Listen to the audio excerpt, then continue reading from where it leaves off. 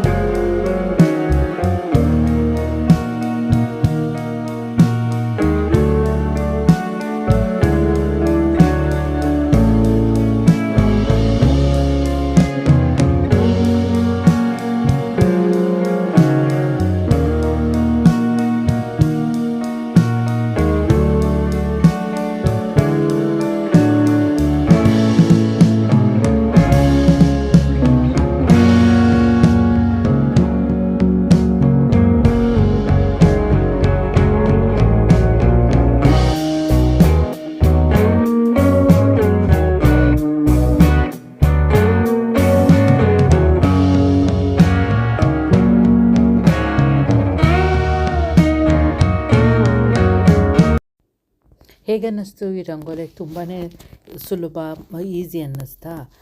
ಈ ಥರ ರಂಗೋಲಿಗಳನ್ನ ತೋರಿಸ್ತಾ ಇರೋದು ಏನಕ್ಕೆ ಅಂತಂದರೆ, ಮುಂದೆ ಮುಂದೆ ಹೋಗ್ತಾ ಸ್ವಲ್ಪ ಕಷ್ಟದನ್ನು ತೋರಿಸೋದಕ್ಕೆ ಈಸಿ ಆಗಲಿ ಅಂತ.